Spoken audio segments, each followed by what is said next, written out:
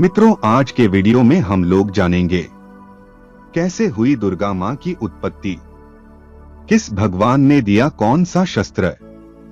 सर्वशक्तिशाली जगत जननी मां दुर्गा की उत्पत्ति की प्रक्रिया को सुनकर आश्चर्यचकित हो जाएंगे और किस भगवान ने अपनी कौन सी शक्ति और कौन से शस्त्र दुर्गा मां को दिए। यह जानने के बाद आपको पता चलेगा कि मां दुर्गा सर्वशक्तिशाली क्यों मानी जाती है। इसलिए वीडियो के अंत तक जरूर बने रहें।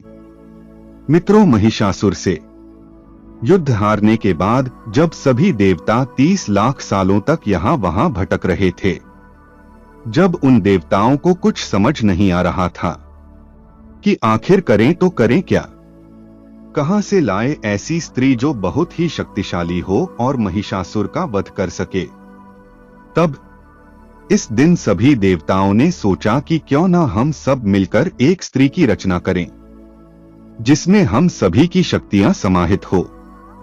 इस प्रस्ताव पर सभी की रजामंदी हो गई है, लेकिन महादेव ने कहा कि हम ऐसी स्त्री की रचना तो कर सकते हैं, लेकिन उसे संभालेगा कौन, क्योंकि उस स्त्री की शक्तियां तो सबसे अधिक रहने वाली हैं। देवताओं और त्रिदेव के पास कोई और रास्ता नहीं था, इसलिए सभी देवता और त्रिदेवों ने मिलकर अंतरिक्ष में अपनी शक्तियों को एक जगह पर केंद्रित करना शुरू किया। इस चकली से एक बहुत बड़ा विस्फोट हुआ, मानो पूरा ब्रह्मांड कुछ समय के लिए उस विस्फोट की रोशनी में समा गया है। और फिर उस विस्फोट के उस अग्नि से उत्पन्न हुई जगत जननी मां दुर्गा, जिनका जन्म युद्ध के लिए ही हुआ था। मां दुर्गा आसमान से भी ऊंची 18 हाथों वाली इतनी शक्तिशाली थी। मां दुर्गा का चेहरा, जो कि महादेव के तेज से बना था, हजारों सूर्य के जैसे चमक रहा था। मां दुर्गा की यमराज की शक्ति से बनी थी। उनकी आंखें अग्निदेव की शक्तियों से बनी हुई थी। मां की भौंहवे यानी कि आईब्रोज कामदेव की शक्तियों से बने थे। मां के कान वायुदेव की शक्तियों से बने थे। मां की नाक कुबेर देव की शक्तियों से बनी थी। मां दुर्गा के 18 हाथ विष्णु जी की शक्तियों से बनी थी। उनके सभी हाथों के नाखून वायुदेव, जो कि तूफानों के देवता हैं, उनकी शक्तियों से बने थे। मां की लाल साड़ी तारों के देवता की शक्ति से बनी है। विश्वकर्मा जी ने मां दुर्गा के हाथों के लिए अंगूठी और बालों में पहनने की भूषण बनाए। वरुण देव, जो कि समुद्र के देवता हैं, मां के लिए कमल के फूलों को बनाया, जिनकी खुशबू कभी भी खत्म न होने वाली थी।